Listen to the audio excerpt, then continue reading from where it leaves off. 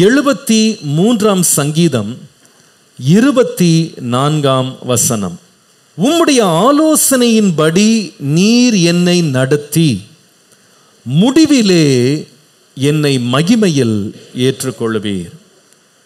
நாம் வாழ்கிற வாழ்க்கை என்பது 2 இடங்களில் நாம் வாழப்போகிறோம் என்பதை மறந்துவிடக்கூடாது. முதலாவது, இந்த பூமியில் பிறந்து இந்த பூமியிலே நாம் வாழும்படி நாம் அழைக்கப்பட்டிருக்கிறோம். இந்த பூமியிலே நாம் வாழ்ந்தாலும் இந்த பூமியின் வாழ்க்கை அனித்தியமானது, இது தற்காலிகமானது. இந்த வாழ்க்கை குறித்து 1 பேதுரு 1:24 வாசிக்கும் பொழுது, மாம்சம் எல்லாம் புல்லை போலவும் மனுஷருடைய மகிமை எல்லாம் புல்லின் பூவை போலவும் இருக்கிறது. புல் உலர்ந்து அதன் பூவும் உதிர்ந்தது என்று வாசிக்கிறோம். அப்போ இங்க நம்ம இந்த உலகத்தில் வாழ்ற ஒரு வாழ்க்கையின் பகுதி எப்படிப்படுதுன்னா, புல்லை போல சீக்கிரமாக மறைந்து காய்ந்து இந்த இடத்தை விட்டு போகணும். இது நம்முடைய பெர்மனன்ட் அட்ரஸ் அல்ல. ஆனால் நம்முடைய வேதம் நமக்கு சொல்லும் பொழுது, இதற்கு அடுத்ததாக நமக்கு ஒரு நித்தியம் என்று ஒன்று இருக்கிறது. வேதம் சொல்லுகிறது, எல்லா மனிதனும் ஒரு முறை மரிக்கவும் பின்பு நியாய தீர்ப்பு அடைவதும் அவனுக்கு நியமிக்கப்பட்டிருக்கிறது என்று வாசிக்கிறோம். இந்த நித்தியத்தை குறித்து அப்போஸ்தலனாகிய பவுல் எழுதும்போது 2 கொரிந்தியர் 5:1 பூமிக்குரிய கூடாரமாகிய நம்முடைய வீடு அழிந்து போனாலும் தேவனால் கட்டப்பட்ட கைவேலை இல்லாத நித்திய வீடு பரலோகத்திலே நமக்கு உண்டென்று அறிந்திருக்கிறோம். அறிந்திருக்கிறவங்களோ ஆமென் சொல்லுங்க. இந்த வீடு எங்க இருக்கிறது? அப்போ 2 வீடு இருக்கு நமக்கு. முதல் வீடு எங்க இருக்கு? இந்த பூமியில் இருக்கு. அதுக்கு ஒரு அட்ரஸ் இருக்கு. அது சொந்த வீடா இருக்கலாம், வாடகை வீடா இருக்கலாம். இது இங்க பூமியில் ஒரு வீடு. ஆனா இது மட்டும் தான் வீடு நினைக்காதீங்க. இங்க வீடு இல்லாம போனாலும் எல்லாருக்கும் ஒரு வீடு ஆண்டவர் ஆயத்தம் பண்ணிட்டு இருக்கிறார். என்ன வீடு அது? பரலோகத்தில் உள்ள நித்திய வீடு. ஒரு ஆமென் சொல்லுங்களேன். இந்த வீட்டுக்கு போகிறதுக்கு நாம ஆயத்தமா இருக்கணும். இதை தான் சங்கீதக்காரன் எழுதும்போது சொல்லுகிறார், ஆண்டவரே உம்முடைய ஆலோசனையின்படி நீர் என்னை நடத்தி முடிவிலே மகிமையில் என்னை ஏற்றுக்கொள்ளுவீர்.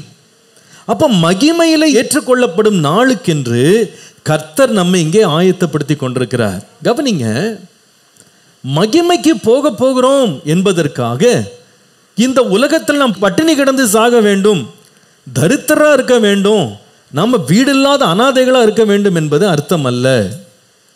ஆண்டவர் இந்த உலகத்திலே நாம் வாழும்போது சம்பாதிப்பதற்கான பலனை தந்து இந்த உலகத்திலே நமக்கு உண்ணும் உணவையும் உடுக்கும் உடையையும் தங்கும் இடத்தையும் கர்த்தர் நமக்கு தருகிறார்.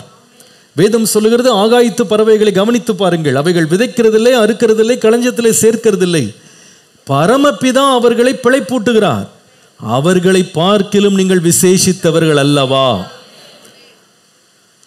சிங்கக்குட்டிகள் தாழ்ச்சி அடைந்து பட்டினியாய் கிடக்கும், கர்த்தரை தேடுகிறவர்களுக்கோ ஒரு நன்மையும் குறைவுபடாது. அப்போ இந்த உலகத்திலே நாம ஆசீர்வாதமா வாழணும் என்பது தேவனுடைய திட்டம் என்பதற்கு நாம நிச்சயமா இருக்கலாம்.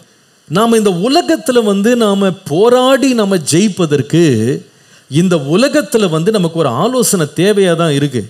நீதிமொழிகள் 24:6 வாசிக்கும் போது, நல் யோசனை செய்து யுத்தம் பண்ணு அல்லது போராடு என்று எழுதியிருக்கு.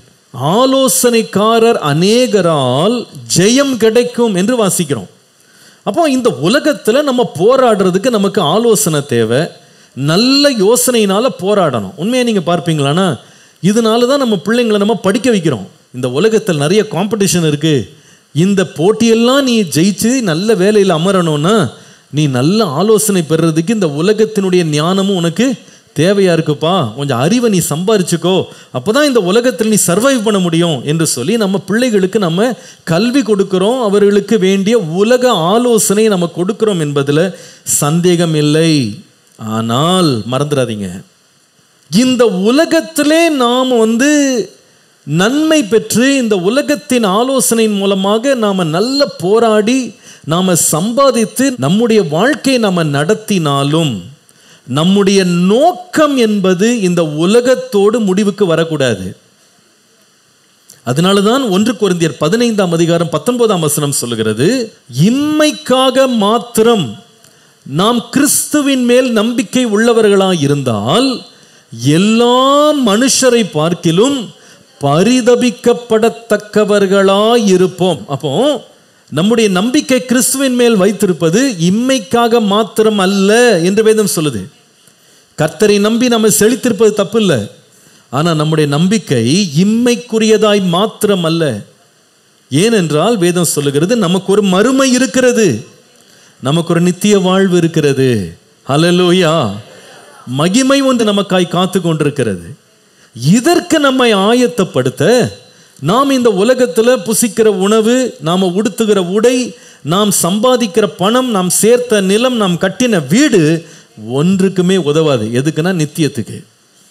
ஐஸ்வர்யமான ஒரு மனுஷன் இந்த உலகத்தில் சம்பரமாய் சாப்பிட்டான், நன்றாய் உடுத்தினான், அவன் நல்ல சுகபோகமாக இந்த உலகத்தில் வாழ்ந்தான். ஆனால் நித்தியத்துக்கு போகும்போது அவன் ஒரு பரிதபிக்கப்படத்தக்க ஒரு ஆறுதலற்ற இடத்துல வேதனைப்பட்டான் என்று வாசிக்கிறோம். அந்த இடத்துல இவன் சாப்பிட்ட சம்பரமான சாப்பாடு அங்கே கிடைக்கல.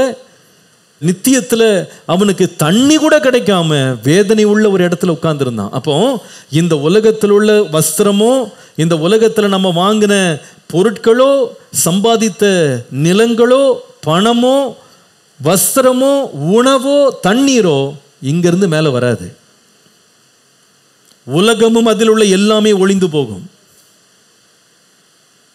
இந்த உலகத்தில் ஒரு மனுஷன் ஒன்றையும் கொண்டு வந்ததும் இல்லை, ஒன்றையும் கொண்டு போவதில்லை என்று வேதம் நமக்கு சொல்லுது.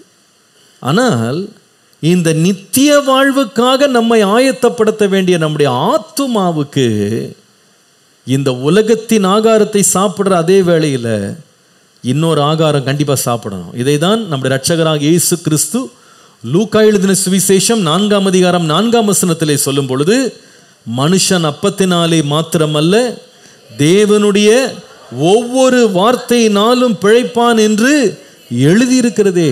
தேவனுடைய வாயிலிருந்து புறப்படும் ஒவ்வொரு வார்த்தை. அப்போ உலகத்தில் சாப்பிட்ற சாப்பாடை வச்சு இந்த உலகத்தில் உயிர் வாழலாம். ஆனால் வேத வசனமாகிய அவருடைய வார்த்தையை நாம் சாப்பிட்டு நம்முடைய ஆத்துமாவை நாம் போஷிக்கவில்லை என்றால் நாம் நித்தியத்திற்கு ஆயத்தப்படவே முடியாது. நாம் பிழைத்து நாம் தொடர்ந்து ஜீவித்து வாழ முடியாது. கர்த்தருடைய நாமத்திற்கு மகிமை உண்டாவதாக. இதனால தான் 73ஆம் சங்கீதம் 24 சங்கீதக்காரன் எழுதுறாரு, உம்முடைய ஆலோசனையின்படி நீர் என்னை நடத்தி முடிவிலே என்னை. ஹல்லேலூயா. அப்போ முடிவில் மகிமையில ஏற்றுக்கொள்ளப்படணும்னு சொன்னா இந்த உலக ஆலோசனையின்படி நடந்தால் நம்ம முடிவில் மகிமையில போக முடியாது. முடிவிலே மகிமையில போய் ஒரு மனுஷன் போய் நிற்க வேண்டுமானால் கர்த்தருடைய ஆலோசனையின்படி அவன் நடத்தப்பட வேண்டும். ஒரு ஆமீன் சொல்லுங்க. கர்த்தருடைய ஆலோசனை என்பது எங்கே வெளிப்படுகிறது? 119ஆம் சங்கீதம் 24 உம்முடைய சாட்சிகள் எனக்கு இன்பமும் என் ஆலோசனைக்காரருமாய் இருக்கிறது. அப்போ உம்முடைய ஆலோசனையின்படி என்னை நடத்தும் என்று சொல்லும் பொழுது இந்த ஆலோசனை எங்கிருந்து வருகிறது என்றால் தேவனுடைய வார்த்தையிலிருந்து வருகிறது. விசுவாசிக்கிற ஒரு ஆமீன் சொல்லுங்க.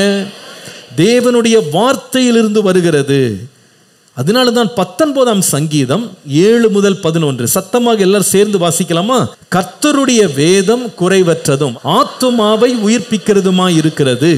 கர்த்தருடைய சாட்சி சத்தியமும் பேதையை ஞானியுமாக்குகிறது. கர்த்தருடைய நியாயங்கள் செம்மையும் இருதயத்தை சந்தோஷிப்பிக்கிறதுமாய் இருக்கிறது. கர்த்தருடைய கற்பனை தூய்மையும் கண்களை தெளிவிக்கிறதுமாய் இருக்கிறது. கர்த்தருக்கு பயப்படுகிற பயம் சுத்தமும் என்றென்றைக்கும் நிலைத்திருக்கிறதுமாய் இருக்கிறது.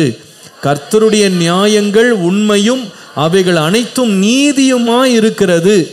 அவைகள் பொன்னிலும் மிகுந்த பசும் பொன்னிலும் விரும்பப்படத்தக்கதும் தேனிலும் தேன்கூட்டிலிருந்து ஒழுகும் தெளி தேனிலும் மதுரம் உள்ளதாய் இருக்கிறது.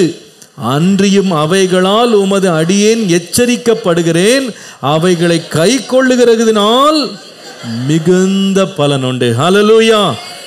கர்த்தருடைய வசனத்தை கேட்டு கை கொண்டு அதன் ஆலோசனைகளை பின்பற்றும் போது நமக்கு கிடைக்கிற பலன் இந்த உலகத்திலே மாத்திரமல்ல, இந்த ஆலோசனை முடிவில் எங்கே கொண்டு போய் நமக்கு பலன் தரும் என்றால், நித்தியத்தில் கொண்டு போய் என்னை சேர்த்துக் கொள்வீர்.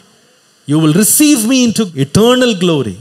இந்த நித்திய மகிமைக்குள்ள என்னை சேர்த்துக் கொள்ளும்படி இந்த வசனம்தான் நமக்கு உதவி செய்கிறது, நமக்கு ஆலோசனை தருகிறது. இந்த வசனம் தான் நம்மை ஞானிகளாக மாற்றுகிறது. எதற்காக ஞானிகள் என்று கேட்டால், இந்த உலகத்திலே வாழ்வதற்கான ஞானம் மாத்திரமல்ல, நித்தியத்திலே நாம் போய் சேருவதற்கு ஞானிகளாகவும் தேவனுடைய வசனம் நம்மை உருவாக்குகிறது. 119 சங்கீதம் 97 முதல் 105 வாசிங்க. உமது வேதத்தில் நான் எவ்வளவு பிரியமாய் இருக்கிறேன், நாள் முழுவதும் அது என் தியானம். நீர் உம்முடைய கற்பனைகளை கொண்டு என்னை என் சத்துருக்களிலும் அதிக ஞானம் உள்ளவனாக்குகிறீர். அவைகள் என்றைக்கும் என்னுடனே இருக்கிறது. உம்முடைய சாட்சிகளின் தியானமாய் இருக்கிறபடியால் எனக்கு போதித்தவர்கள் எல்லாரிலும் அறிவுள்ளவனாய் இருக்கிறேன். உம்முடைய கட்டளைகளை நான் கை கொண்டிருக்கிறபடியால் முதியோர்களை பார்க்கிலும் ஞானம் உள்ளவனாய் இருக்கிறேன். உம்முடைய வசனத்தை நான் காத்து நடக்கும்படி சகல பொல்லாத வழிகளுக்கும் என் கால்களை விலக்குகிறேன். நீர் எனக்கு போதித்திருக்கிறபடியால் நான் உம்முடைய நியாயங்களை விட்டு விலகேன். உம்முடைய வார்த்தைகள் என் நாவுக்கு எவ்வளவு இனிமையானவைகள், என் வாய்க்கு அவைகள் தேனிலும் மதுரமாயிருக்கும். உமது கட்டளைகளால் உணர்வடைந்தேன், ஆதலால் எல்லா பொய் வழிகளையும் வெறுக்கிறேன். இப்ப நமக்கு எல்லாம் தெரிந்த ஒரு வசனம் முடியுது. 105 எல்லாம் சேர்ந்து வாசிக்கலாம். உம்முடைய வசனம் என் கால்களுக்கு தீபமும் என் பாதைக்கு. ரொம்ப அருமையா இருக்கு. இந்த வசனத்தை மொத்தமா நீங்க படித்தீங்கன்னா அர்த்தம் விளங்கும் உங்களுக்கு. அதாவது உம்முடைய வசனம் தான் எனக்கு ஞானத்தை தருது ஆண்டவரே. உம்முடைய வசனத்தினால் நான் ஆலோசனை பெறுகிறேன். உம்முடைய வசனத்திலிருந்து நான் அறிவை உணர்கிறேன்.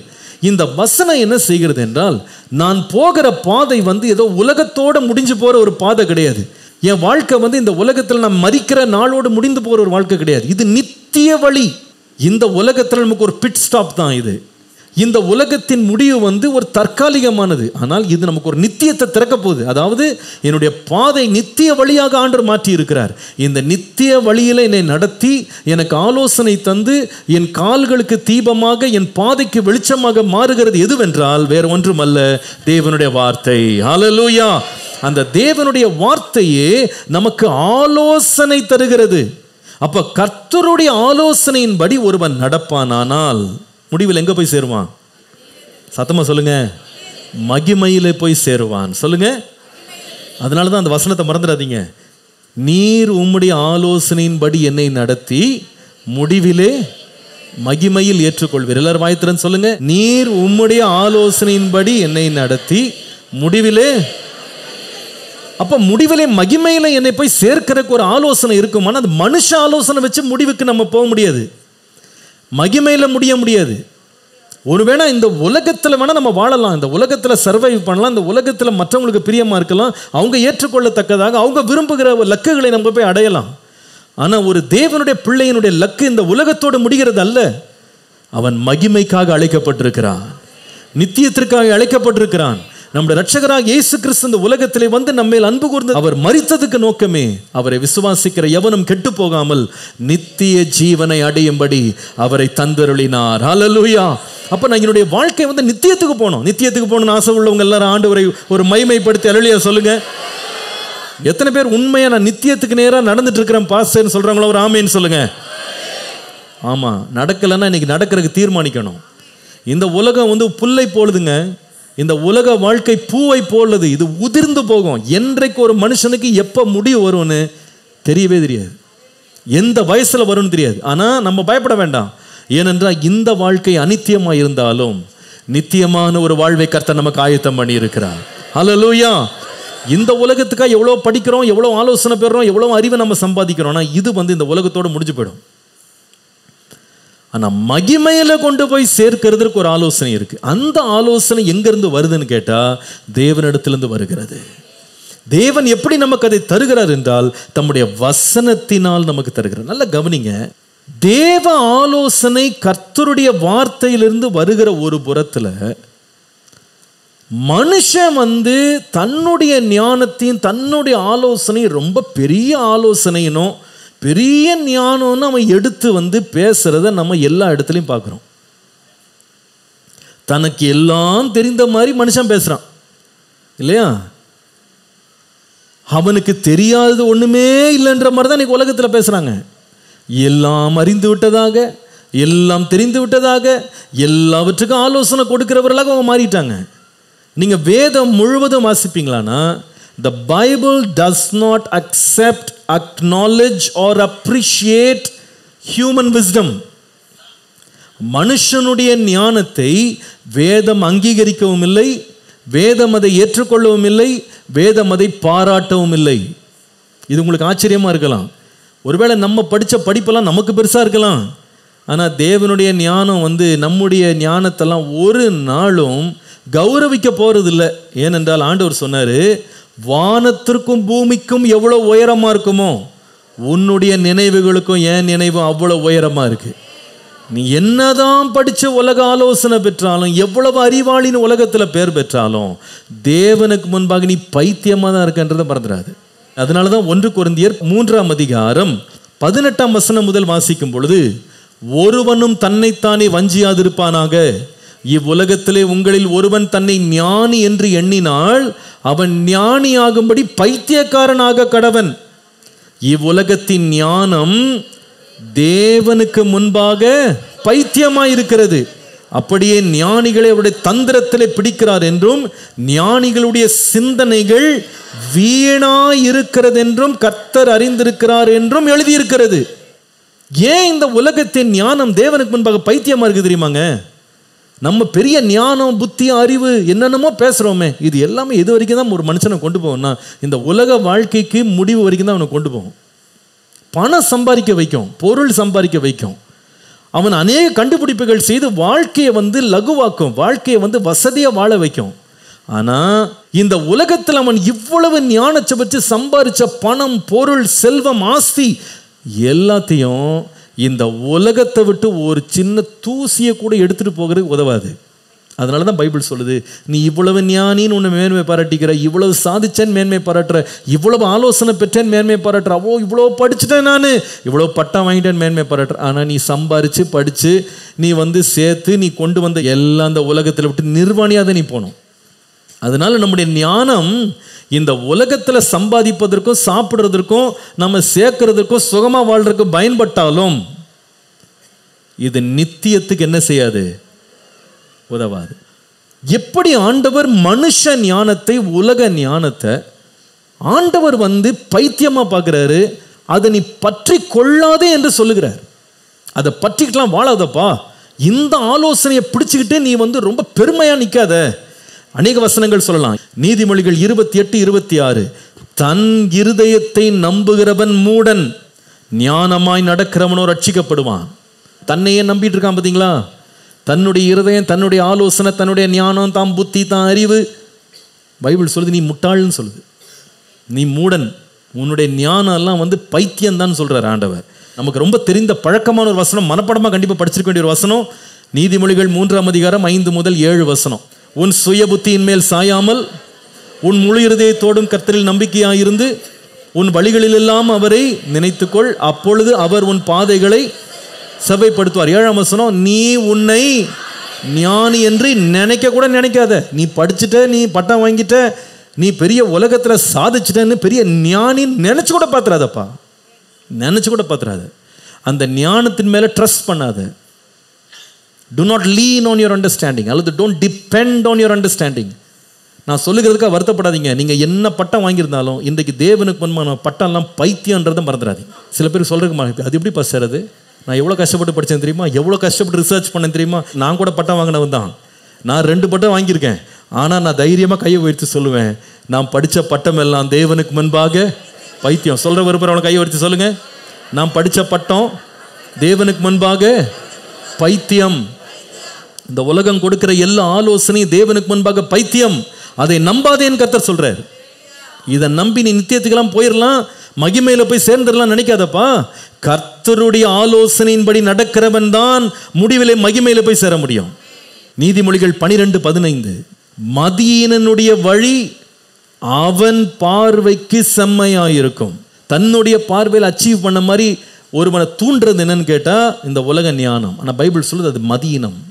26ஆம் அதிகாரம் நீதிமொழிகள் 12, தன் பார்வைக்கு ஞானியாய் இருப்பவனை கண்டாயானால் அவனை பார்க்கிலும் மூடனை குறித்து அதிக நம்பிக்கையாக இருக்கலாம். கொஞ்சம் யோசித்து பாருங்க. இன்றைக்கி எப்பொழுதும் இல்லாத அளவு ஜனங்கள் தங்க ஞானத்தை பற்றி, தங்க அறிவை பற்றி, தங்களுடைய ஆலோசனையை பற்றி மிகுந்த பெருமை உள்ளவர்களாக இருக்காங்க. நான் சொல்கிறது பட்டம் படித்தவங்களை மாத்திரம் நான் சொல்லலை. இன்றைக்கி சின்ன பாலகர் கூட ரொம்ப பெருமையாக இருக்கிறாங்க, ரொம்ப பெருமையாக இருக்காங்க. ஐயோ, எனக்கு தெரியாத ஒன்றுமே இல்லை, எங்கள் டேடி மம்மி கூட தெரியாது, எனக்கு தான் தெரியும். நான் உலகத்தையே அறிந்து வைத்திருக்கிறேன். மொபைல் ஃபோனை கையில் வச்சுட்டு அவன் பண்ணுற பந்தா என்ன பந்தா பண்ணுறாங்க, அவனுக்கு எதாவது ஆலோசனை சொல்ல முடியுதா? எல்லாம் எனக்கு தெரியும்ன்றாங்க. யாருன்னா 5 வயசு பிள்ளை இப்போ சொல்லுது, எல்லாம் எனக்கு தெரியும். பைபிள் சொல்லுது, இந்த உலக ஞானத்தை பற்றி மேன்மை பாராட்டாதப்பா, அதை நம்பாதப்பா, அதை சார்ந்து கொள்ளாத. இந்த உலக ஞானம்லாம் தேவனுக்கு முன்பாக பைத்தியமாக இருக்கிறது, அதை மறந்துடாத. எப்போ தெரியுமாங்க ஒரு மனுஷன் இந்த உலக ஞானத்தை பிடிச்சிக்கிட்டு தன்னை பெரிய ஞானின்னு எப்போ நினைப்பான் தெரியுமா? அவனை தூண்ட பண்ணுகிற ஒரு வார்த்தையை உங்களுக்கு அன்பாக சொல்கிறேன், தயவுசெய்து கவனிங்க. நீதிமொழிகள் 28:11 பாருங்க. ஐஸ்வர்யவான் தன் பார்வைக்கு ஞானவான். அப்போ ஒருவனை தாம் பார்வையிலே தன்னை ஞானின்னு காட்ட வைக்கிறதுக்கு தூண்டுற காரியம் என்னன்னு கேட்டால் அவனோட ஐஸ்வர்யன்றதை மறந்துடாதீங்க. When somebody becomes rich, they think they've got it all. They think they're very wise. என்றைக்கு ஒரு மனுஷன் ஐஸ்வர்யவானா மாறுறானோ அவனுக்கு எழும்புகிற ஒரு பெருமை என்னன்னு கேட்டால், எனக்கு எல்லாம் தெரியும், எனக்கு எந்த ஆலோசனையும் தேவையில்லை, நான் எல்லாம் படிச்சுட்டேன், எல்லாம் தெரிஞ்சுட்டேன். அதனால் பாருங்கள், இன்றைக்கி பேட்டி எடுக்கிறது கூட யாரை தான் பேட்டி எடுப்பாங்க? ஏழையெல்லாம் பேட்டி எடுக்க மாட்டாங்க, பெரிய பணக்காரனை தான் பேட்டி எடுப்பாங்க. அந்த பணக்காரன் பேசுகிறத கேட்டிருக்கீங்களா? என்னமோ உலகத்தையே இவன் வளைச்சு கையில் போட்ட மாதிரி. ஆனால் நடத்துறது என்னமோ ஒரு பிரியாணி பிஸ்னஸாக இருக்கும், நடத்துறது என்னமோ ஒரு துணி பிஸ்னஸாக இருக்கும், நடத்துறது என்னமோ ஒரு சின்ன ஒரு கடை வச்சுருப்பான், ஒரு வியாபாரம் பண்ணுவான். ஆனால் அவன் பேசுகிற பேச்சை கேட்டிங்கன்னா ஐயோ, உலகத்தையே அறிஞ்சிட்ட மாதிரி பேசுவாங்க. ஏன் இந்த நிலை அவனுக்கு வருகிறதுன்னு சொன்னால், ஐஸ்வர்யம் வரும்போது ஒரு மனுஷன் என்ன நினைப்பான் தெரியுமா? தான் சுய புத்தியை விட உலகத்தில் வேற புத்தியே இல்லைன்னு நினைப்பான். இந்த பெருமை எல்லாரையும் தாக்கும், இந்த அகந்தை எல்லாரையும் தாக்கும். நான் ஐஸ்வர்யம்னு சொல்லும்போது தயவுசெய்து பணத்தில் மட்டும் ஐஸ்வர்யம் நினைக்காதீங்க. இந்த உலகத்தின் பல இடங்களில் வெற்றி பெற்றவர்கள், படிப்பில் சாதித்தவர்கள், பணத்தை ஏராளமாய் சம்பாதித்தவர்கள், பலவிதமான கண்டுபிடிப்புகளை பிடித்தவங்களுக்குள்ள இந்த ஒரு பெருமை வரும். என்ன பெருமை? என் பார்வைக்கே நான் ரொம்ப ஞானவான், I am so wise in my own eyes. தன்னுடைய பார்வையில் தன்னையே ஞானியா நினைச்சு தன்னுடைய அறிவை சார்ந்து கொள்வது மிக மிக ஆபத்தான ஒரு இடத்துக்கு நம்மளை கொண்டு போகும். வேதவசனம் இதை குறித்து சொல்லும் பொழுது ஏசாயா 5ஆம் அதிகாரம் 20 முதல் 21 வசனங்களை பாருங்கள். தீமையை நன்மை என்றும் நன்மையை தீமை என்றும் சொல்லி இருளை வெளிச்சம் என்றும் வெளிச்சத்தை இருளுமாக பாவித்து கசப்பை தித்திப்புனும் தித்திப்பை கசப்பும் என்றும் சாதிக்கிறவர்களுக்கு ஐயோ. யாருப்பா இது இப்படி சொல்றது? இவ்வளோ பெரிய அறிவாளி யாருப்பா? இருளை வெளிச்சம்னு சொல்றான், வெளிச்சத்தை இருள்ன்றான், கசப்பை தித்திப்புன்றான், தித்திப்பை கசப்புன்றான், நன்மையை தீமைன்றான், தீமையை நன்மைன்றான். யாருப்பா இந்த அறிவாளி? இப்படிப்பட்ட முட்டாளி யாருப்பா அப்படின்னு கேட்டால் அடுத்த வசனம் வாசிக்கணும். 21ஆம் வசனம். தங்கள் பார்வைக்கு ஞானிகளும் தங்கள் எண்ணத்துக்கு புத்திமான்களுமாய் இருக்கிறவர்களுக்கு ஐயோ. இவன் பரிதாப நிலை இதாங்க. தான் கண்ணிலே தான் பெரிய ஞானி நினைச்சிட்டான் பாருங்க. அவன் புத்தி எங்கே கொண்டு போய் அவனை பெருமையில் விடும்னா, அவன் இல்லாததை இருக்கிறது என்றும் இருக்கிறத இல்லாதது என்றும் சாதிப்பான். அவன் புத்தி கெட்டு போய் பைத்தியமாக தான் அலைவான். இந்த உலக ஆலோசனையை நம்பாதீங்க, அதை சார்ந்து கொள்ளாதீங்க, அதன்படி வாழாதீங்க.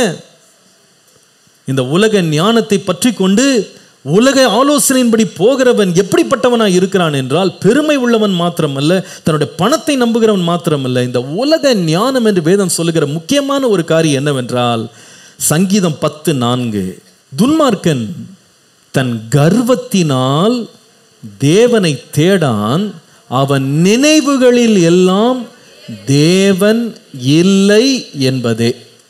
இவன் ஏங்க தீமையை நன்மைன்னும் நன்மையை தீமைன்னும் இருளை வெளிச்சம்னு சொல்லி வெளிச்சத்தை இருளுன்னு சொல்றானே, இவனுக்கு எங்கிருந்து இந்த புத்தி கெட்டு போச்சுன்னு கேட்டா, இவன் ஆலோசனையில யார் இல்லைன்னு கேட்டா கர்த்தர் இல்லையா. அவன் புத்தியில தேவன் இல்லைங்க. உங்களுக்கு தெரியுமாங்க, இந்த காலத்துல எப்பொழுதும் இல்லாத அளவுல கடவுள் மறுப்பு கொள்கை உள்ளவர்கள் பெருகி கொண்டே இருக்கிறாங்க. உங்களுக்கு தெரியுமா, நிறைய ரட்சிக்கப்பட்ட குடும்பங்கள்ல நிறைய பிள்ளைங்க இதுக்கு விழுறாங்க போய். they are their own measuring scale, they become wise in their own eyes. தங்களுடைய கண்களுக்கு முன்பாக அவர்கள் ஞானிகளாக தோன்றி தேவன் அவருடைய நினைவுகளிலே இல்லை. இன்றைக்கு தேவன் ஒரு பைத்தியமா பார்க்குறாங்க, தேவன் அவசியமற்றவரா பார்க்கிறாங்க. கொலோசையர் 2ஆம் அதிகாரம் 18ஆம் வசனம் 19ஆம் வசனம் பாருங்க.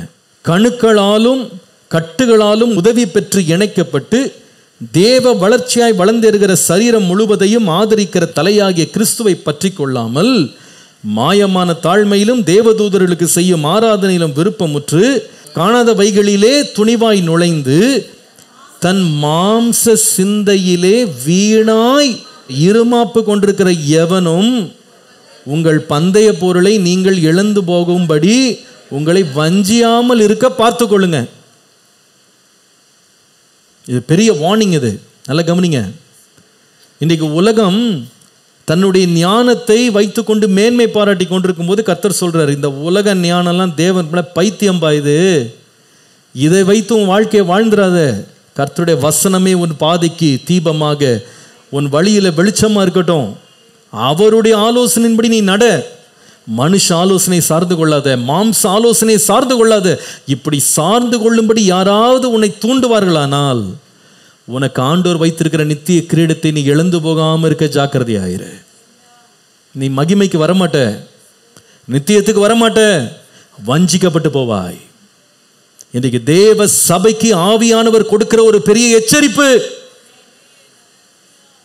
உலக ஞானத்தை நம்பி ஏமாந்து போயிடாதப்பா. மாம்ச ஞானத்தை பார்த்து ஏமாந்து போயிடாத. தன்னுடைய பார்வையிலே தன்னை பெரிய ஞானி என்று பேசிக் கொண்டிருக்கிறவனுக்கு பின்னால போயிடாத. உம்முடைய ஆலோசனையின்படி என்னை நடத்தி முடிவிலே என்னை மகிமையிலே ஏற்றுக்கொள்ளும் ஆண்டவரே. நான் மகிமைக்கு வரணும், நான் மகிமைக்கு வரணும், உம்முடைய ராஜ்யத்தை வந்து சேரணும். ஹல்லேலூயா. அதை நான் சேர வேண்டுமானா ஏன் ஞானத்தையோ மனுஷ ஞானத்தையோ உலக ஞானத்தையோ மாம்ச ஞானத்தையோ பற்றி கொண்டு முடிவில் கிரீடத்தை இழந்து போகக்கூடாது. என் வாழ்க்கை நித்தியத்துக்காக வைக்கப்பட்டிருக்கிறது. என்னுடைய ஓட்டம் இந்த உலகத்தோடு முடிகிற ஒரு ஓட்டம் அல்ல. நான் ஆண்டவருடைய ராஜ்யத்தில் இருக்கணும். ஹல்லேலூயா. அதற்கு உம்முடைய ஞானம் வேண்டும் ஆண்டவரே. உம்முடைய வேதத்தினால் எனக்கு உண்டாகிற ஆலோசனை, உம்முடைய சாட்சிகளால் எனக்கு கிடைக்கிற ஆலோசனை, அதை நான் பற்றி கொள்ளுவேன். அப்பா, உன்னை ஞானி என்று எண்ணாதே. கர்த்தருக்கு பயப்படு, தீமையை விட்டு விலகு, கர்த்தருடைய ஆலோசனைக்கு செவி கொடு. உன் ஞானத்தினால கெட்டு போகாத. ஆண்டவரே, என் நித்திய வாழ்வுக்கு நீர் வைத்திருக்கிற தேவ ஆலோசனைக்கு செவி கொடுக்க எனக்கு கிருபை தாரும். நல்ல கவனிங்க. 3 முக்கியமான காரியங்களை நீங்களோடு பேச போறேன். 3 very important things. இந்த உலக ஞானத்தை குறித்து நாம் எச்சரிப்பாக இருக்க வேண்டிய 3 காரியம். இந்த உலக ஞானத்தை இந்த 3 இடங்களில் கண்டுபிடிக்கலாம். இந்த 3ஐ குறித்து எச்சரிப்பாக இருக்கணும். முதலாவது, ரோமருக்கு எழுதின நிருபம் 1ஆம் அதிகாரம் 21, 22. அவர்கள் தேவனை அறிந்தும் அவரை தேவன் என்று மகிமைப்படுத்தாமலும் ஸ்தோத்திரியாமலும் இருந்து தங்கள் சிந்தனைகளினாலே வீணரானார்கள். உணர்வில்லாத அவர்களுடைய இருதயம் இருளடைந்தது. அவர்கள் தங்களை ஞானிகள் என்று எண்ணியும் அல்லது சொல்லியும் எப்படி மாறிட்டாங்க? பைத்தியக்காரனான. இப்போ நம்ம தொடர்ந்து இந்த வசனங்களை படிக்க போகிறோம். இதில் நான் சொல்ல விரும்புகிற முக்கியமான குறிப்பை மட்டும் எழுதுங்க, அதுக்கப்புறம் நான் விளக்குறேன் அதை. Number 1, beware of any wisdom that alters God's order. இங்கே பாருங்க, ஒரு கூட்டம் இருந்தாங்க, தேவன் அறிஞ்சாங்க, ஆனால் தேவனை ஸ்தோத்திரம் பண்ணலை, அவரை மகிமைப்படுத்தலை. அவங்க என்ன நினச்சிட்டாங்கன்னு சொன்னால், தங்களை ஞானின்னு சொல்லிட்டாங்களாம், தங்கள் சிந்தனைகளில் வீணராயிட்டாங்க, உணர்வில்லாத அவங்க இருதயம் இருள் அடைஞ்சிருச்சு. இந்த மக்கள் ஏங்க தங்களை ஞானின்னு சொல்லிட்டு பைத்தியக்காரனா அலையிறான், இருண்ட வாழ்க்கைக்குள்ள போயிட்டான், சிந்தனையினாலே வீணா போயிட்டான்னு ஏங்க பைபிள் சொல்லுது? என்னங்க அவன் தப்பு பண்ணா? தன்னையே ஞானின்னு நினைச்சிட்டு தான் அறிவை பற்றி ரொம்ப பெருமையா நினைச்சிட்டு இருந்தவன் செய்த வேலை அவனை எங்க கொண்டு போய் நிறுத்துச்சுன்னு சொல்றேன். 2 காரியம். 1 23ஆம் வசனம். இப்ப வாங்க, ரோமர் 1:23. இவங்க தங்களை ஞானின்னு சொல்லிட்டு அவங்க செய்த வேலையை பாருங்க. அழிவில்லாத தேவனுடைய மகிமையை அழிவுள்ள மனுஷர்கள், பறவைகள், மிருகங்கள், ஊரும் பிராணிகள் ஆகிய இவைகளுடைய ரூபங்களுக்கு ஒப்பாக மாற்றினார்கள். அப்போ இங்க ரொம்ப சிம்பிளா என்ன சொல்லுதுன்னு சொன்னா, கடவுளை வணங்குறத என்னவா மாற்றிட்டாங்கன்னா சிலை வழிபாடாக மாத்திட்டாங்க.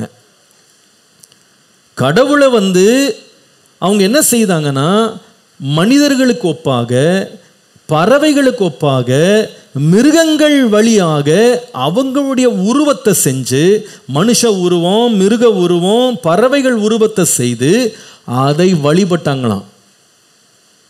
ஜீவனுள்ள தேவனாகிய சிருஷ்டிகரை மறந்து சிருஷ்டியை சேவிக்க போயிட்டாங்க. இது யார் செய்த வேலைன்னு கேட்டா முட்டாள்கள் செய்த வேலைன்னு நினைக்காதீங்க. தங்களுடைய கண்களிலே பெரிய ஞானி நினைச்சாங்க பாருங்க, அவங்க செய்த வேலை தான் இது. தேவனை தங்களுடைய சிந்தனைகளிலே கொள்ளாமல் தங்கள் கண்களிலேயே பெரிய ஞானிகள் நினைச்சாங்க பாருங்க, அவங்க செய்த வேலை இது. அவங்க லைஃப் விக்கிரக ஆராதனைக்கு நேராக திரும்பினது. 2வது முக்கியமான வார்த்தை. இப்ப எல்லாரும் என்ன வாசித்து கவனிக்கணும். 24-25 பாருங்க. அதி நிமித்தம் அவர்கள் தங்கள் இருதயத்தில் உள்ள இச்சைகளினாலே ஒருவரோடு ஒருவர் தங்கள் சரீரங்களை அவமானப்படுத்தத்தக்கதாக தேவன் அவர்களை அசுத்தத்திற்கு ஒப்பு கொடுத்தார். இந்த அசுத்தம் என்னன்றதை 26ஆம் வசனத்திலிருந்து படிக்கணும். இப்ப சபை இது தெரிந்து கொள்ளணும்னு நினைக்கிறேன். வாலிப பிள்ளைங்க தெரிந்து கொள்ளணும். 26 பாருங்க.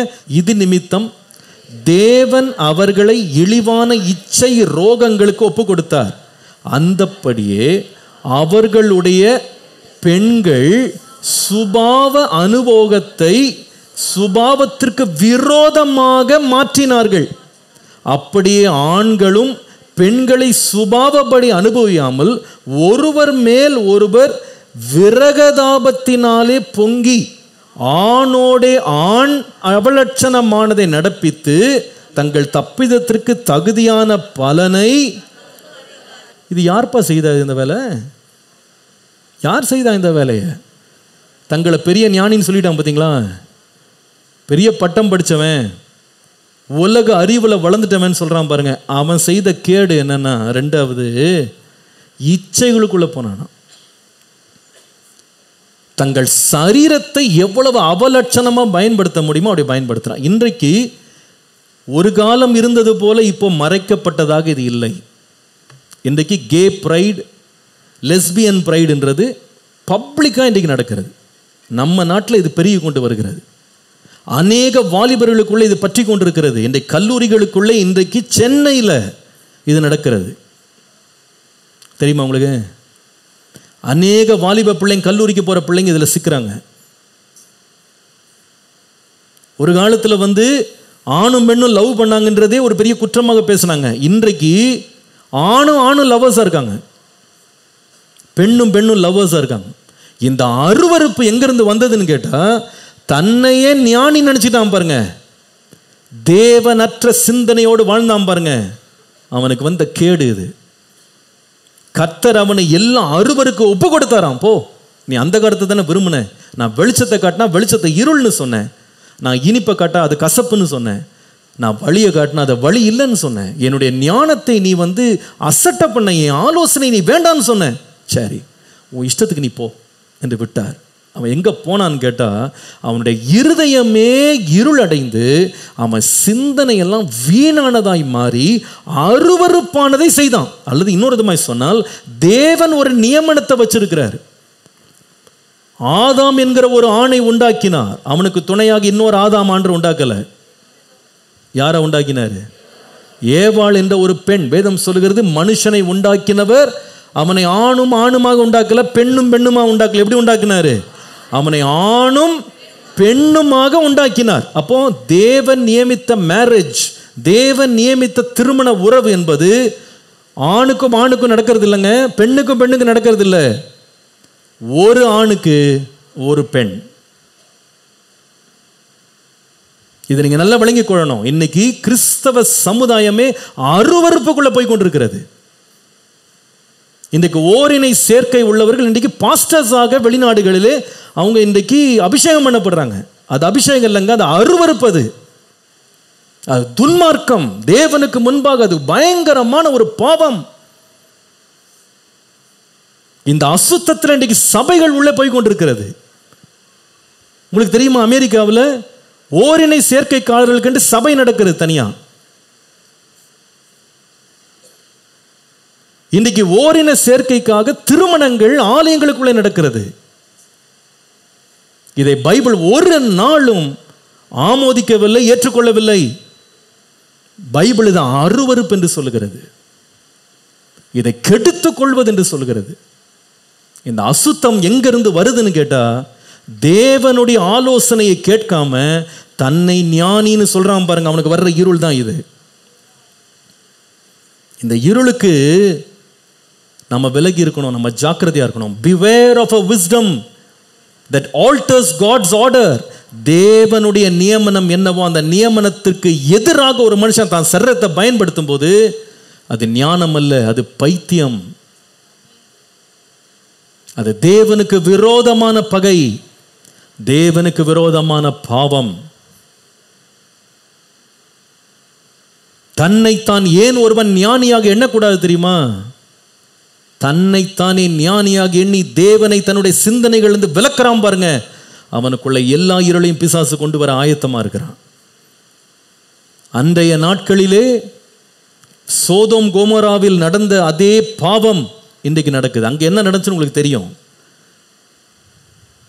தேவ தூதர்கள் இந்த லோத்தினுடைய குடும்பத்தை அவங்க விடுவிக்கிறதுக்காக வந்த பொழுது ஆண் மக்கள் போல அவங்க வெளியே தெரிந்தாங்க, அவங்க ரூபம் உள்ளவங்களா இருந்தாங்க.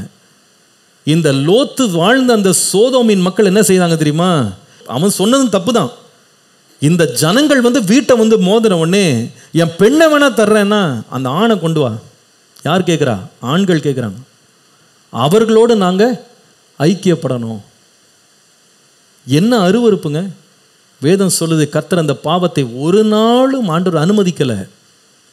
This is not a right. This is a rebellion against God. Gay rights is a rebellion against God. Please understand that. Let's be clear on this fact. ஓரின சீர்க்கை என்பது உன்னுடைய உரிமை அல்ல. தேவனுக்கு விரோதமாக நீ எழுப்பும் போராட்டம் அல்லது தேவனுக்கு விரோதமாக நீ காட்டும் முரட்டாட்டம், அது பாவம். மறந்து விடாதே. பைபிள் படி அது தப்பு, அது பாவம், அது அக்கிரமம், அது உரிமை அல்ல, அது அருவருப்பு, அது ஒரு துன்மார்க்கம். இதை நீங்க உங்க காலேஜஸ்ல பாப்பீங்க, உங்க ஸ்கூல்ஸ்ல பாப்பீங்க. இன்னைக்கு அது பரவி கொண்டிருக்கிறது. சபையை எச்சரிப்பாயிரு, வாலிபனை எச்சரிப்பாயிரு, எச்சரிப்பாயிரு. தேவனுடைய ஞானத்தையும் அறிவையும் ஏற்றுக்கொள்ளாத ஒரு கூட்டம் இந்த இருளுக்குள்ளே செல்லும். தகாதவைகளை செய்யும்படி தேவன் அவர்களை கேடான சிந்தனைக்கு ஒப்பு கொடுத்தார். ஒரு காலத்தில் வெளிநாடுகளில் நீங்க ரோட்ல பிள்ளைங்களை கூட்டு நடக்க முடியாதுங்க, பார்க்கில் நீங்க நடக்க முடியாது தெரியுமா? ஆணும் பெண்ணும் முத்தம் கொடுத்துட்டு உட்காந்துருப்பாங்க. அருவருப்பு. இன்றைக்கு நம்ம நாட்டில் அது பிடிச்சிக்கிட்டு இருக்கு. இப்போ இதற்கு தனியாக கூட்டங்கள், இதற்கு ஏராளமான பணம் அவர்கள் கொடுக்கப்படுகிறது. அதனால் இன்னைக்கு ஆபீசஸ்க்குள்ள எல்லாமே கொஞ்சம் கொஞ்சமா மாற்றப்படுகிறது. உங்களுக்கு தெரியுமாங்க, ஒரு காலத்தில் ஹீ ஷீ 2 ஜெண்டர் தான் இருந்துச்சு, ஆண் பால் பெண் பால். இப்போ என்ன சொல்றாங்க தெரியுமா? இப்போ தேயா, ஹீ ஷீ தே. தேனா என்னன்னா ஆணும் கிடையாதான் பெண்ணும் கிடையாதான். பெண்ணு தன்னை ஆணா நினச்சிக்கிறானா, ஆணு தன்னை பெண்ணா நினச்சிக்கிறானா. என்னங்க இது அருவருப்பு? என்ன அருவருப்பு இது? இது நம்முடைய தேசத்தில் பற்றி கொண்டிருக்கிறது. சபையை நீ வெளிப்பாயிரு, வாலிபனே வெளிப்பாயிரு, அவளை சிக்கிக் கொள்ளுவாய்.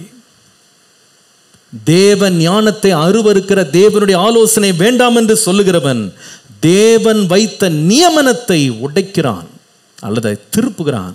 வேதம் சொல்லுது, இவர்கள் ஆண்டவர் தப்ப விட மாட்டாராம், தப்ப விட மாட்டார். ரைட் சவனை பிடிச்சிட்டு கொடியை பிடிச்சிட்டு போகலாம், ஆனால் ஒரு நாள் கோபாக்கினை இறங்கி வருது. மறந்துடாதீங்க, சோதோம் கொமோராவின் பாவத்தை தேவன் கண்டு தப்ப விடாத தேவன் இந்த நாட்களில் எச்சரிக்கிறார். இதற்கு ஒரு கோபாக்கினை இறங்கி வருது. சபை எச்சரிப்பா இருக்கணும். ஸோ எந்த ஞானத்து பின்னாடி நம்ம போயிடக்கூடாதுன்னு சொன்னா, தேவனுடைய ஒழுங்கை மாற்றுகிறாங்க பாருங்க, அந்த ஞானத்துக்கு பின்னாடி போயிடக்கூடாது. இது நான் சொல்றது தனிப்பட்ட ஒரு மனுஷனுடைய வாழ்க்கை மாத்திரம் இல்ல, குடும்பத்திற்குள்ளேயும் இன்னைக்கு புது புது கலாச்சாரங்கள் உள்ள வந்து கொண்டிருக்கிறது. குடும்பங்களுக்குள்ள உலகத்தை பற்றி பிடிக்குது. இன்னைக்கு ஒருவனுக்கு ஒருத்தி என்ற இதெல்லாம் மாறி போய் இப்போ என்னென்னமோ அருவருப்புகள் நடக்குது. தேவன் வைத்த நியமனத்திற்கு விரோதமா கிரியை செய்வது தேவ ஞானம் அல்ல, அது உலக ஞானம், மாம்ச ஞானம், மனுஷ ஞானம். அதற்கு விலகிரு. ரெண்டாவது, எந்த ஞானத்திற்கு விலகி இருக்கணும் என்று கேட்டா, beware of a wisdom that approves those against God's order. தேவனுடைய ஞானத்திற்கு விரோதமாய், தேவனுடைய நியமனத்திற்கு விரோதமாய் செயல்படுபவரை ஏற்றுக்கொள்ளும் ஞானமும் தேவ ஞானம் அல்ல. திரும்ப சொல்றேன், தேவனுடைய நியமனத்திற்கு விரோதமாய் செயல்படுகிறவர்களை ஏற்றுக்கொண்டு அங்கீகரிக்கப்படுகிறவர்களும் தேவ ஞானம் உள்ளவர்கள் அல்ல, உலக ஞானத்தின்படி நடக்கிறாங்க. First I said we should not alter God's order. Number two, we should be careful not to approve those who break God's order. தேவனுடைய நியமனத்தை உடைக்கிறவர்களை அங்கீகரிப்போமானால், ஏற்றுக்கொள்வோமானால், நாமும் பெரும் பாவத்திற்கு நாம ஈடுபடுவோம் என்பதை மறந்து போகக்கூடாது. வாசிங்க, ரோமருக்கு எழுதின நிருபம் 1 அதிகாரம் 32 வாசிக்கும் போது, இப்படிப்பட்டவைகளை செய்கிறவர்கள் மரணத்திற்கு பாத்திரராய் இருக்கிறார்கள் என்று தேவன் தீர்மானித்த நீதியான தீர்ப்பை அவர்கள் அறிந்திருந்தும் மரணத்திற்கு பாத்திரராய் இருக்கிறாங்க. இந்த மாதிரி அருவருப்புகளை செய்கிறவர்களுக்கு பரலோகம் கிடையாது. பரலோகத்தை மறந்துருங்க, நித்திய ஜீவனை மறந்துருங்க, நரகமே அன்றி வேறு ஒன்றுமில்லை. இந்த அசுத்த பாவங்களில் ஈடுபடுற யாரா இருந்தாலும் நரகமே உனக்கு, பரலோகம் கிடையாது. உனக்கு நியாய தீர்ப்பு இருக்கு என்று இவங்க அறிஞ்சிருக்காங்களாம்.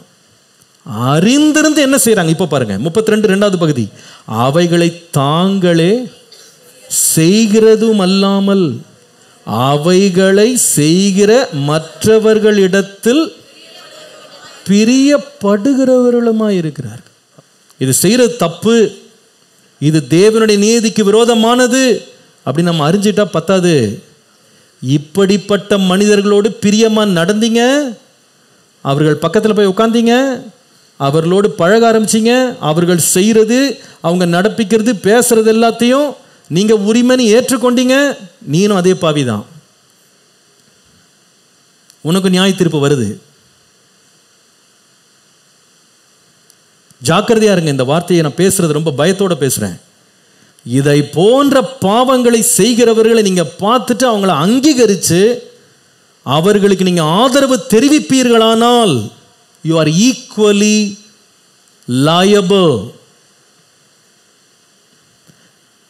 திருடுறவன் மாத்திரம் பிடிக்கப்பட மாட்டான், திருடுறதுக்கு ஆதரவு கொடுக்குறான் பாருங்க, அவனும் பிடிக்கப்படுவான். தீவிரவாதி மாத்திரம் பிடிக்கப்பட மாட்டான், தீவிரவாதம் செய்யறதுக்கு ஆதரவு கொடுக்குறான் பாருங்க, அவனும் சேர்த்தே பிடிக்கப்பட்டு உள்ள போடப்படுவான். இது சட்டம், இதான் நியதி. ஆண்டவர் சொல்லுகிறார், நீ செய்யறது மாத்திரம் இல்ல, இதை செய்கிறவர்களுக்கு மேல நீ பிரியம் வைத்திருக்கிற பத்தியா, நீனும் ஜாக்கிரதையாரு. அப்படின்னா அர்த்தம் என்ன? நீ எதிர்ப்பே தெரிவிக்கல, அதெல்லாம் ஆதரிச்சுட்டு உட்காந்துருக்க. எச்சரிப்பார். எச்சரிப்பார். ஆண்டவருடைய பிள்ளை யாரா இருந்தாலும் சரி, நீ தேவனுடைய பட்சத்தில் நிக்கிறனா தேவ பட்சத்தில் நில்லு. அங்க போயிட்டு கே ரைட்ஸ் பரேட்ல போய் நிக்காத. புரியுதா நான் சொல்றது? காலேஜில் வந்து எல்ஜிபிடிக்யூன்னு பூச ஆரம்பிச்சிருக்காங்க இப்போ எல்லா இடத்துலையும். எல்லா இடத்துலையும் அருவருப்பான பாவங்களை செய்கிறவங்களை எல்லா இடம் உலக விடுறாங்க. அவங்க பெரிய இடங்கள்லேருந்து சின்ன இடங்கள்லேருந்து முதியோர்லேருந்து சின்னவங்க வரைக்கும் எல்லாம் இந்த பாவத்துக்குள்ள எல்லாம் போய் இறங்கி உட்காந்துருக்கான்.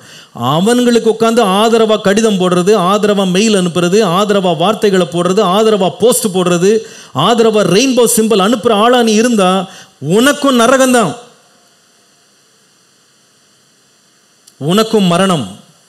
தப்பிக்கவே முடியாது. நீ ஆதரவு தெரிவிக்காதே, எதிர்ப்பை தெரிவி. தேவன் வைத்த நியதிக்கு விரோதமாக நீ செயல்பட்டு எந்த பாவத்தில் ஈடுபட்டாலும் அதற்கு மரணம் வருது, கோபாக்கின வருது. கர்த்தர் எச்சரிக்கிறார்.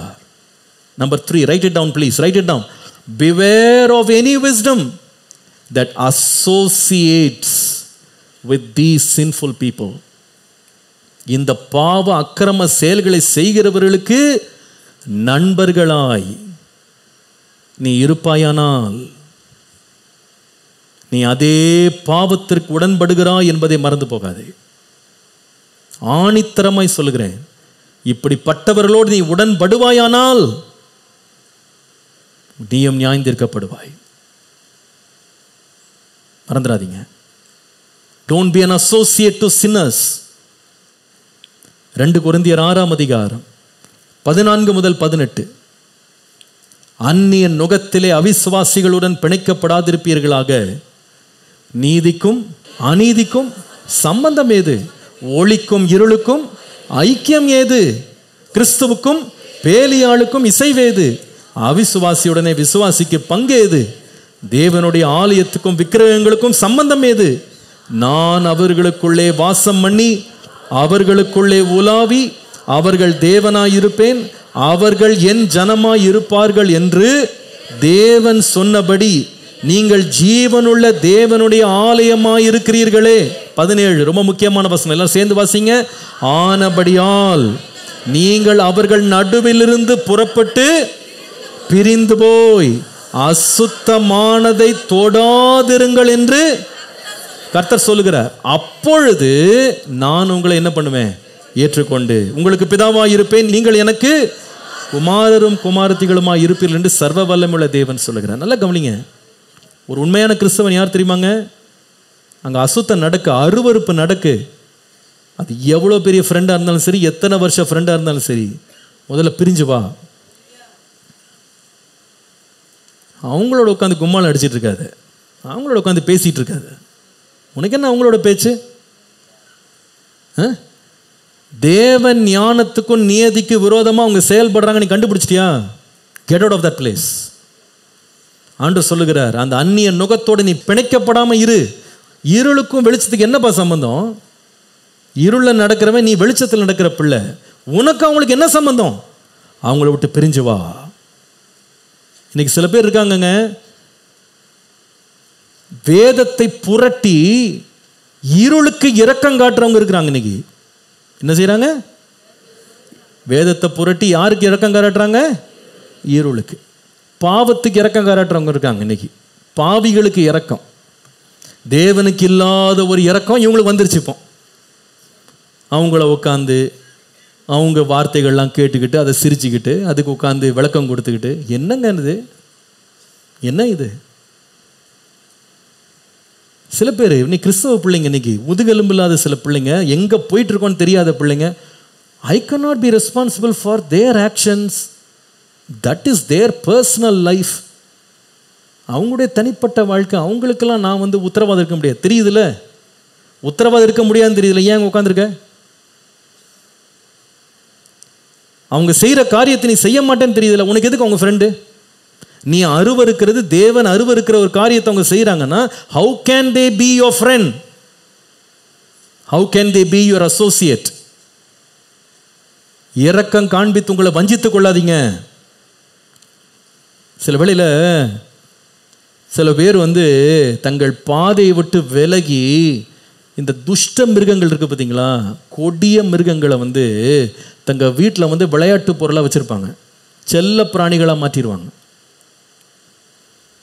பாம்புக்கு பால் ஊற்றிக்கிட்டு, வீட்டில் சிங்கத்தை வளர்த்துக்கிட்டு, புலியை வளர்த்துக்கிட்டு, ரொம்ப ஞானிகள் போல் வச்சிட்ருப்பாங்க. இந்த புலியும் சிங்கமும் குட்டியாக இருக்க வரைக்கும் மேலே ஏறி தாவும், விளையாடும், கொஞ்சம் நல்லாலாம் பண்ணிக்கிட்டு இருக்கோம். அதில் ரொம்ப இவங்க என்ன ஆகிடுவாங்க, அதெல்லாம் பரவாயில்ல, அதெல்லாம் நம்மளை ஒன்றும் பண்ணாது, சின்னதுலேருந்து நாய் மாதிரி வச்சுருப்பாங்க. ஆனால் ஒரு நாள் அது தன்னுடைய சுபாவத்தை காட்டும். இந்த பாம்பு என்றைக்குமே பால் அவங்க குடிச்சிட்டு உட்காந்துருக்கேன், ஒரு நாள் கொத்தும் பாருங்கள், தப்பிக்கவே முடியாது, முடிஞ்சது அவன் லைஃப். அமெரிக்காவில் ஒரு பெரிய திமிங்கலத்தை ஒரு அக்வேரியமில் வைத்து சின்ன குட்டியிலிருந்து ஒரு இளம் பெண் அவள் வளர்த்தாள். அவள் தான் ட்ரெயினர். அந்த திமிங்கலத்தோடு அவள் பேசுவாள், அந்த திமிங்கலத்தோடு விளையாடுவாள். அதை பார்க்கறதுக்கு ஆயிரக்கணக்கான மக்கள் டெய்லி ஷோஸ்க்கு வருவாங்க. அப்படியே அதுக்கு மேலே நின்று அப்படியே அவளுடைய ஜிம்னாஸ்டிக்ஸ்லாம் காட்டுவாள். அவள் என்ன சொல்லுகிறாளோ அவ்வளோ பெரிய திமிங்கலம் அப்படியே சொல்லுகிற வார்த்தையை அப்படியே கேட்கும். ஒரு நாள் ஷோ நடந்து கொண்டே இருந்தது.